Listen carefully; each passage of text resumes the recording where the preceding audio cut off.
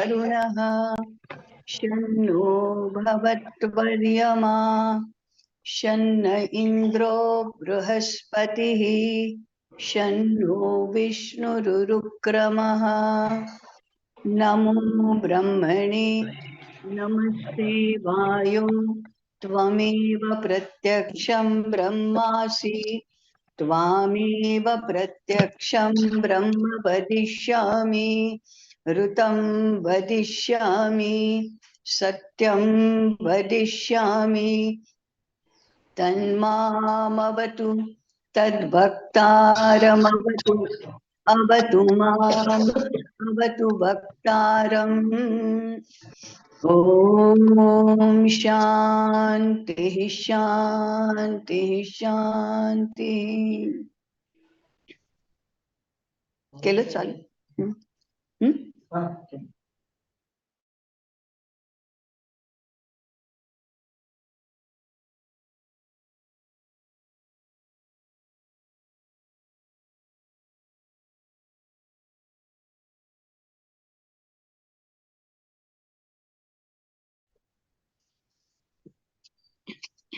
हाँ ताई आवाज आ रही है, वीडियो ऑफ है। हाँ हाँ। अर्थ क्षेत्र का विचार करते हैं तो वह है तो भौतिक पक्ष, परंतु हमारे सारे वर्तमान अवरोध हैं वो एक तरफ व्यवस्था के तो हैं, परंतु दूसरी तरफ मानसिक भी बहुत हैं। माने जो विचार करने वाले लोग हैं उनके भी मन में अरे ये कैसे संभव है, ऐसा क्यों होना चाहिए, आज तो लोग मानेंगे ही नहीं, नहीं नहीं ऐसा तो नहीं हो सकता, ये सारी बातें at the back of mind रहती ही हैं। और नहीं नहीं ऐसा नहीं किया तो क्या हो गया, ऐसा आज के जमाने में ऐसा करेंगे, ऐसा हो सकता है, नहीं तो कुछ नहीं होगा, ऐसी ऐसी बातें रहती हैं। तो जब हम कोई भी बात मूल में जाकर सैद्धांतिक रूप से बौद्धिक रूप से समझ रहे हैं, तब ये सारे जो व्यावहारिक और मानसिक व्यवधान हैं उनको एक और रख देना चाहिए। हम आज की बात नहीं कर रहे हैं ऐसा मानकर चलना चाहिए। हम वास्तविक रूप में सिद्धांत के रूप में मूल रूप में जो होना चाहिए उसकी बात हम कर रहे हैं। फिर तुरंत प्रश्न आता है, हाँ होना चाहिए यह सब ठीक है, परंतु करना संभव भी तो होना चाहिए। तो हम खाली सिद्धांत की बात करेंगे, खाली तत्व की बात करेंगे और वास्तविक स्थिति का विचार ही नहीं करेंगे, संभव है कि नहीं वो देखेंगे भी नहीं, तो कैसे होगा। केवल तत्व की बात से तो कुछ भी निष्पन्न नहीं होता, ऐसा हमको लगता है। ऐसा नहीं है, तत्व के आधार पर व्यवहार का निरूपण करना ये तो पहला सिद्धांत है, परंतु तत्व को हम किस प्रकार से व्यवहार में लाएंगे, किस प्रकार से उसका क्रियान्वयन करेंगे, विचार की दिशा वह होती है। आज की स्थिति देखकर ये तो आज के आज संभव ही नहीं है ऐसा मानकर व्यावहारिक नहीं है, इट्स नॉट प्रैक्टिकल ऐसा कह देना और फिर तत्व की बात भी नहीं करना, ये तो कोई बौद्धिक कार्य नहीं हुआ। इसलिए वो मानसिक व्यवधान सारे एक तरफ रखकर मूल में तत्व क्या है, मूल में सिद्धांत क्या है, ये समझना ये आवश्यक है। कल तक हम अर्थ के संस्कार, अर्थ की नीति, अर्थ के विषय के सद्गुण और छोटी छोटी मानसिक अवस्थाएं माने मानसिकता से प्रेरित होकर व्यवहार में लाई जाने वाली बातें ऐसी कर रहे थे। उन सब के प्रति आज जरा उपेक्षा भाव से देखा जाता है। हाँ हाँ ठीक है, रख रखाव, हाँ ठीक है वो तो समझ में आता है। मुफ्त में नहीं लेना, हाँ हाँ ठीक बात है, ऐसा करके उन बातों को कैजुअली लेने की प्रवृत्ति होती है, उसको कैजुअली नहीं लेना। इसलिए कल भी आग्रह पूर्वक हमने कहा था कि नहीं, ये हमारी नींव है, व्यवहार की भी नींव है और भावात्मक भी नींव है। इसके आधार पर ही आगे कोई भी शास्त्र विकसित होता है या कोई भी व्यवस्था विकसित होती है। तो हमारी मानसिकता को जरा इसके अनुकूल बनाना चाहिए। अब हम प्रत्यक्ष अर्थ क्षेत्र की बात करेंगे। तो इससे पहले भी हमारी एक बार बात हो गई है कि समाज में दो वर्ग होते हैं। एक वर्ग समृद्धि की बात करता है, समृद्धि के लिए उद्यमशील बनता है, कार्य प्रवृत्त बनता है। दूसरा सांस्कृतिक के लिए, जो समृद्धि के क्षेत्र में काम करता है उसके लिए संस्कृति फ्रेम ऑफ रेफरेंस है, अनिवार्य फ्रेम ऑफ रेफरेंस है, ये मानकर चलना। और जो संस्कृति के क्षेत्र में कार्य कर रहा है उसका योगक्षेम समृद्धि के क्षेत्र में कार्य कर रहे हैं, ऐसे लोग चलाएंगे, उनको उत्पादन और इसमें नहीं जाना है, ये भी गिवन है, ये भी गृहीत है। ऐसा जो वर्ग है, अतः समृद्धि जो है वो कैसे प्राप्त होती है? हम व्यक्तिगत समृद्धि की बात नहीं कर रहे हैं, संपूर्ण समाज के समृद्धि की बात कर रहे हैं। तो हमारा समाज समृद्ध होना चाहिए, वैभव स्वाभाविक होना चाहिए, विपुलता स्वाभाविक होनी चाहिए, किसी को भी गरीब नहीं रहना चाहिए, किसी को भी दरिद्र नहीं रहना चाहिए, दीन नहीं रहना चाहिए, विवश नहीं होना चाहिए, अवश्य नहीं होना चाहिए। ये सारी बातें बहुत ही वो भी पुनः नींव के समान है। संस्कृति का कार्य करने वाले लोग वे भी दीन दरिद्र अभाव में रहने वाले ऐसे नहीं होने चाहिए। समृद्धि सबके लिए है, समृद्धि के क्षेत्र में काम कर रहे हैं उनके लिए भी, और संस्कृति के क्षेत्र में कार्य कर रहे हैं उनके लिए भी। समृद्धि सभी के लिए है, वैभव सभी के लिए है, विपुलता सभी के लिए है, विविधता सभी के लिए है, एफ्लुएंस जिसको बोलते हैं सभी के लिए है, किसी भी बात का अभाव नहीं होना चाहिए। तो अर्थव्यवस्था या अर्थ प्रवृत्ति, उसका पहला लक्ष्य है विपुल मात्रा में समृद्धि होनी चाहिए, वैभव की आकांक्षा सबको रखनी ही चाहिए, और दरिद्र और गरीब किसी को नहीं रहना चाहिए। और दूसरा साथ में है स्वतंत्रता की रक्षा सबके लिए होनी ही चाहिए, स्वाभिमान और स्वमान इसके भी रक्षा होनी चाहिए। ये सारे मूल गृहित हैं। अब इससे अगर आगे बढ़ेंगे, प्रत्यक्ष कार्य क्षेत्र में जाएंगे,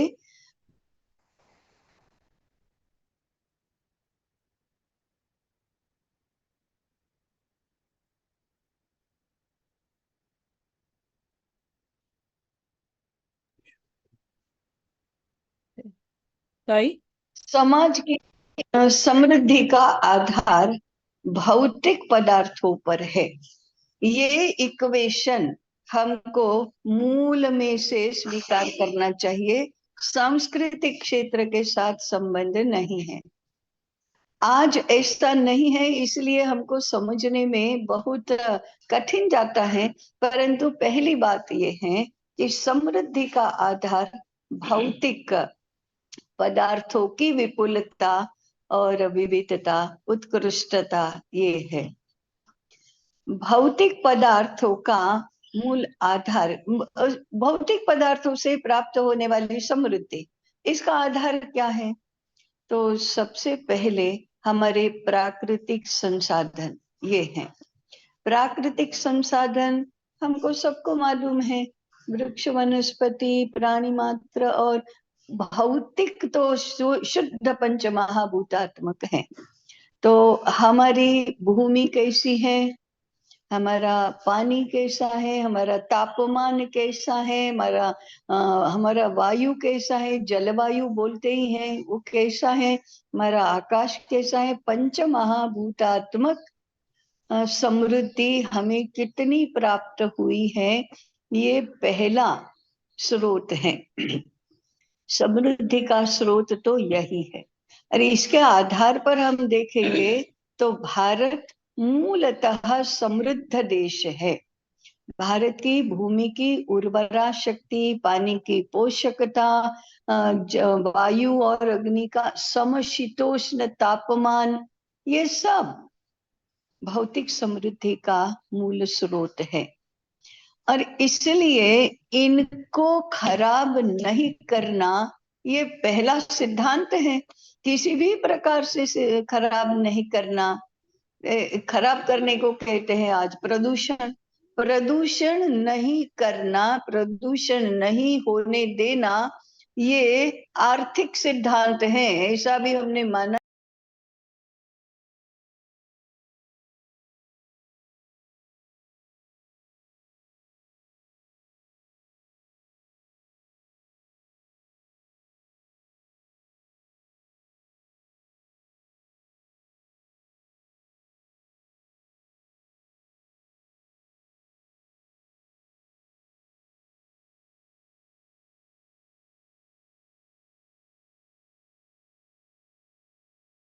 तो यही है।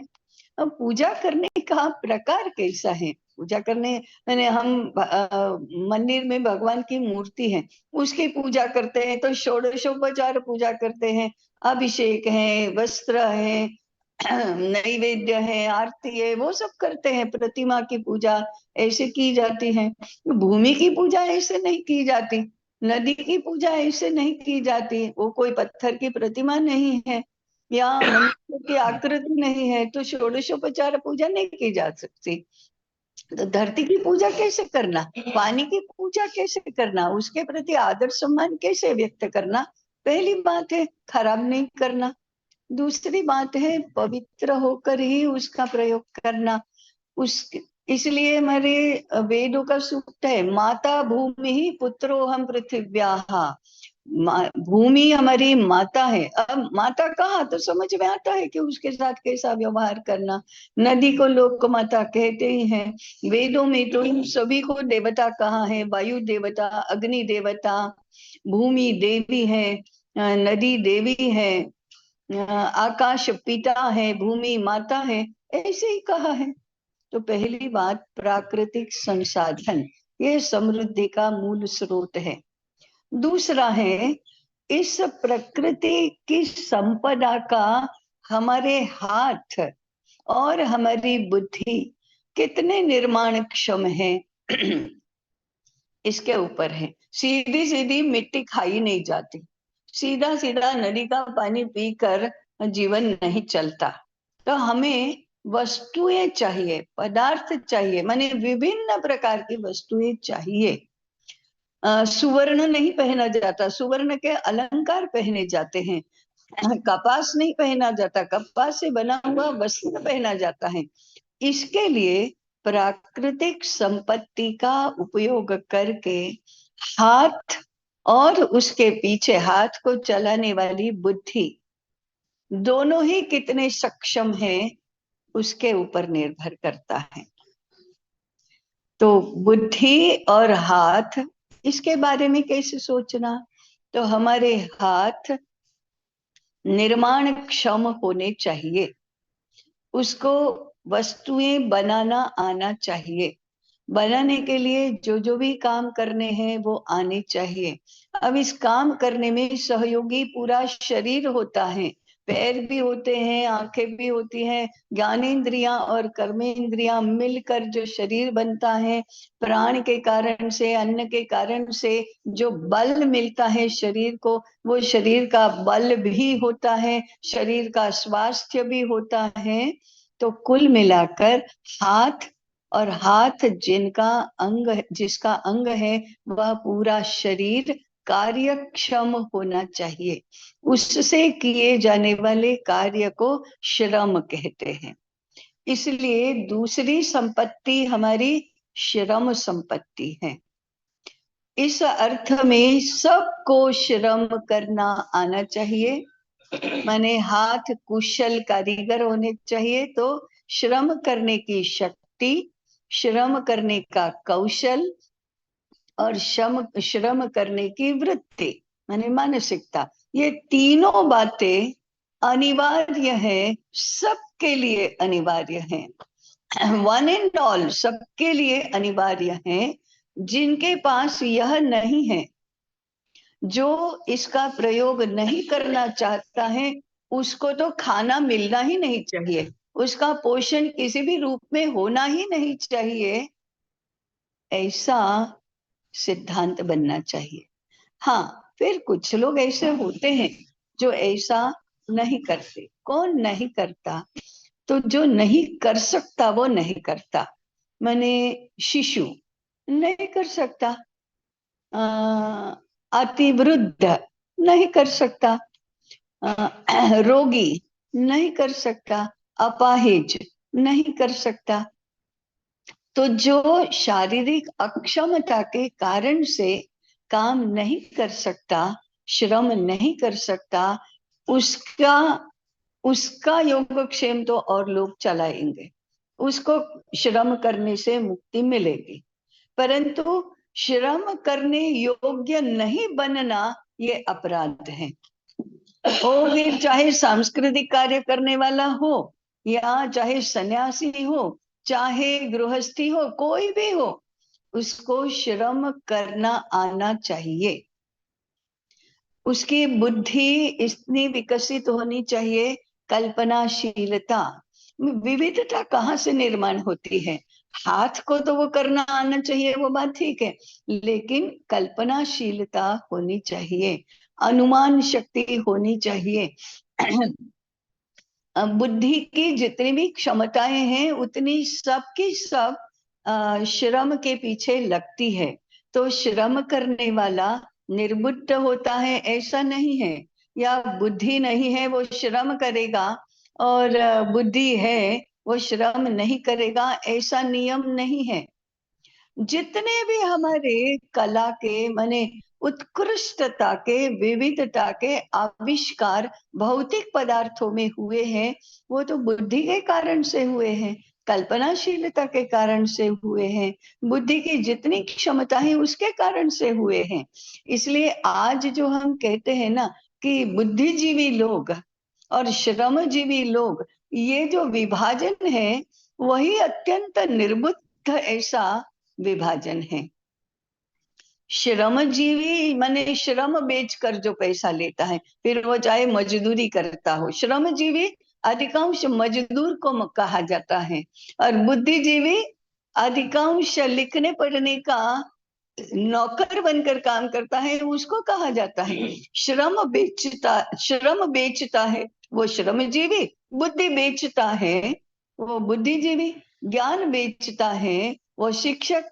ऐसा हमने पूरी शब्दावली, पूरी व्याख्याएं अर्थ केंद्रित जीवन दृष्टि से बना दी है कि हम बुद्धि का प्रयोग करके पैसा कमाते हैं, श्रम का विनियोग करके पैसा कमाते हैं। और आजकल तो सर्विस सेक्टर आ गया। इस सर्विस सेक्टर क्या है? क्या बेचकर पैसा कमाते हैं। फिर कॉमर्स आ गया, वो एडवर्टाइजमेंट का आ गया, मनोरंजन का आ गया, खेल का आ गया, सब कुछ बिकाऊ है और सबसे पैसा मिलता है, ऐसी दृष्टि विकसित हुई और इसके आधार पर हमारा बाजार बना। ये अत्यंत निर्बुद्ध अथवा तो अत्यंत असांस्कृतिक, अत्यंत अभारतीय ऐसी जीवन दृष्टि का परिणाम है। खैर, उसकी चर्चा तो हम बहुत बार करते हैं, अलग से और भी करेंगे। यहाँ जो है वो भौतिक समृद्धि का मूल आधार प्राकृतिक संपदा, श्रम, शारीरिक संपदा और बुद्धि संपदा, ये है। इसके आधार पर उत्पादन करना, ये प्रस्थान है, यहाँ से शुरुआत होती है। तो अकेली बुद्धि से तो कुछ नहीं होता। जब तक हम श्रम नहीं करते तब तक बुद्धि किसको बताएगी कि ऐसा करो ऐसा करो। इसलिए श्रम प्रधान होना ये समृद्ध होने का पहला पायदान है।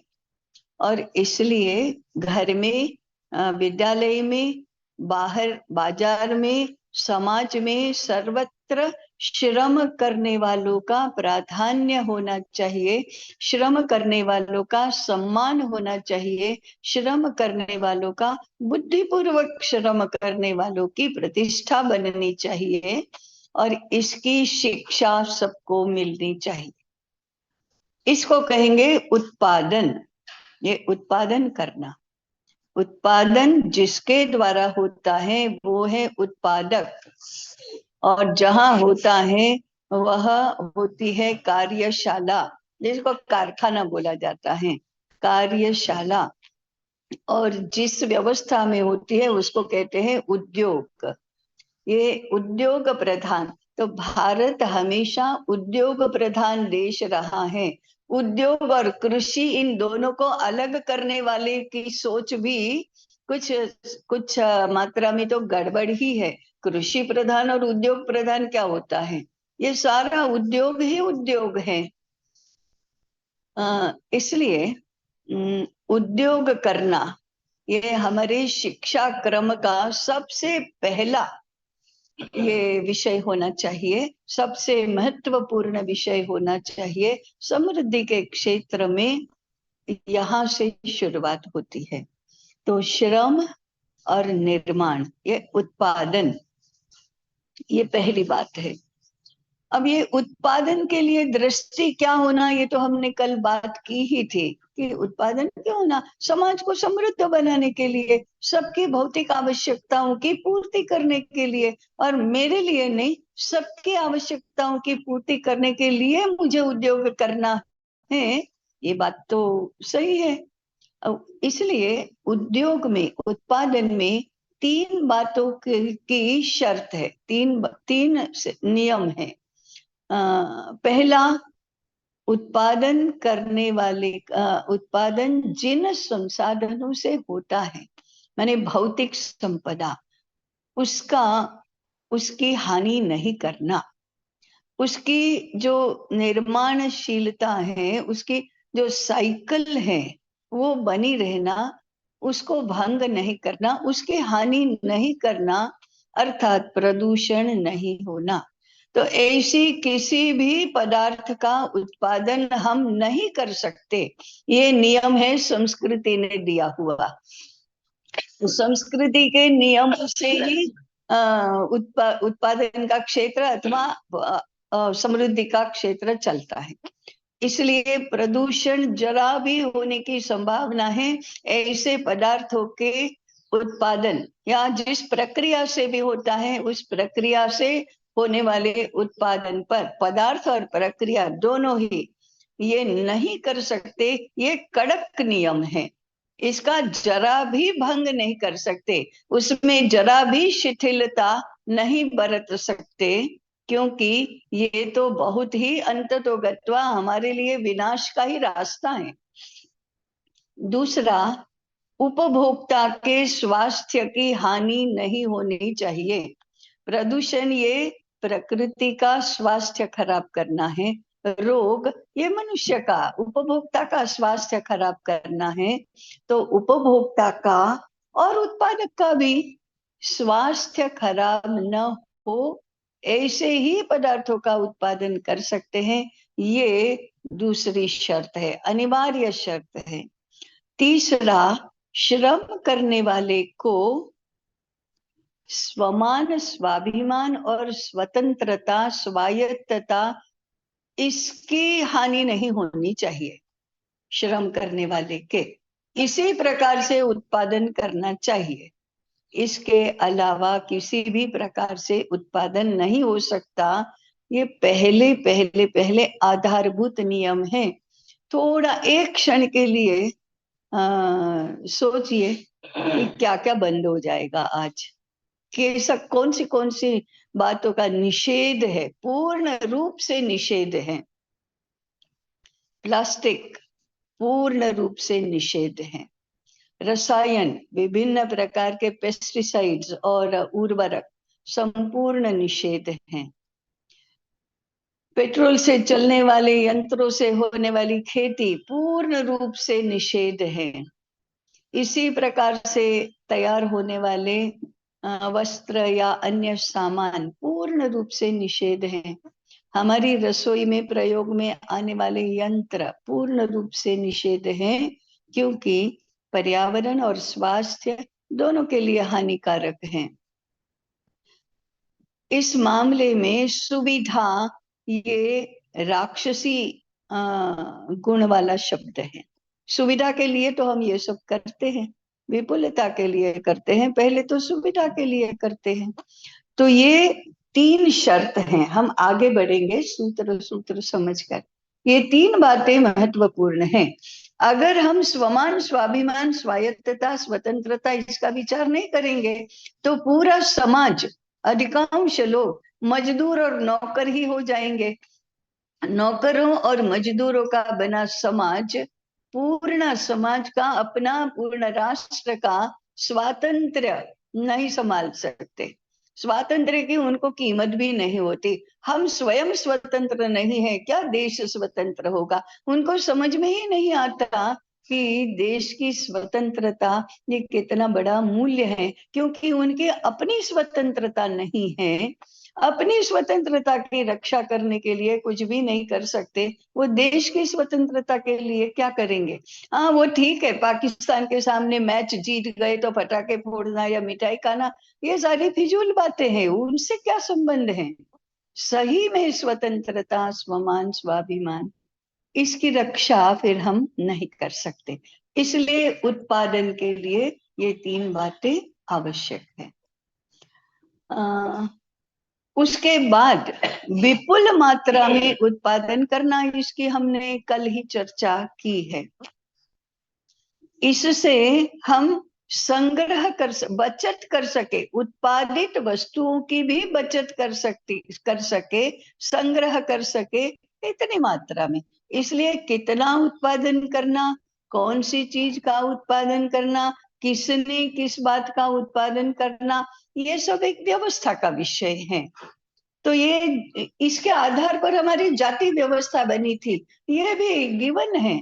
आज तो सब निर्बुद्ध होकर किसी भी बात का कोई मूल तत्व बिना समझे इतना कोलाहल किया जाता है, वो एक अलग समस्या है, परंतु मूल बात तो यही है। इस प्रकार से उत्पादन ये समृद्धि का सबसे श्रेष्ठ मार्ग है।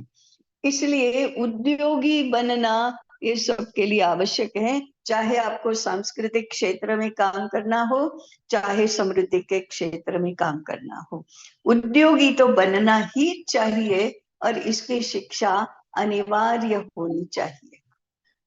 अर्थकरी शिक्षा के क्षेत्र में भी ये पहला चरण है और धर्मकरी शिक्षा के लिए भी ये पहला चरण है। इस बात को हम ठीक से समझे।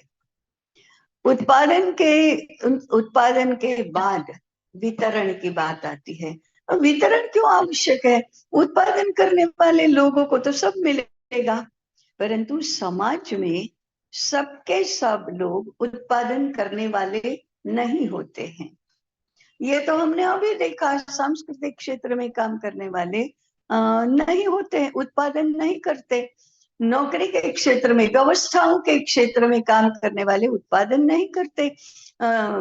सैन्य में जाने वाले लोग उत्पादन नहीं करते, क्योंकि उनके काम अलग है और वे सारे काम आवश्यक है। संपूर्ण समाज को इंटेग्रल होकर यदि जीना है तो इस प्रकार का कार्य विभाजन भी होगा। तो सबके सब लोग उत्पादन तो नहीं करेंगे।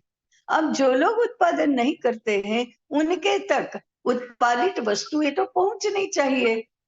इसलिए दूसरा विभाग आता है, वो वाणिज्य का आता है, बाजार का आता है, और उसके ये भी समृद्धि के क्षेत्र की ही व्यवस्था हुई। ये उद्योग और व्यापार, उद्योग, उत्पादन और वाणिज्य, ये 2 समृद्धि के क्षेत्र के मूल आधार हैं। इस वितरण की व्यवस्था कैसे होना, ये स्वतंत्र रूप से विचारणीय विषय है। हम कल करेंगे। और उसके साथ तीसरा जुड़ा हुआ विषय है, जिसके लिए ये उत्पादन हो रहा है, उस उपभोक्ता का स्वयं का उपभोग के संबंध में व्यवहार और विचार कैसा होगा, ये तीसरा विषय है। तो ये समृद्धि के क्षेत्र में उत्पादन, वितरण और उपभोग, ये तीनों बातें एक दूसरे के साथ जुड़ी हुई हैं। आज हमने उत्पादन का विचार किया, कल वाणिज्य का विचार करेंगे और परसों उपभोग का विचार हम करेंगे। आज यही रुकते हैं। ओम शन्नो मित्रः शं वरुणः शन्नो भवत्वर्यमा शन्न इन्द्रो बृहस्पतिः शन्नो विष्णुरुक्रमः। नमो ब्रह्मणे नमस्ते वायो त्वमेव प्रत्यक्षं ब्रह्मासि त्वामेव प्रत्यक्षं ब्रह्म वदिष्यामि ऋतं वदिष्यामि सत्यं वदिष्यामि तन्मामवतु तद्भक्तारमवतु अवतु माम् अवतु वक्तारम्। ॐ शान्तिः शान्तिः शान्तिः। सबको नमस्ते। प्रणाम। प्रणाम।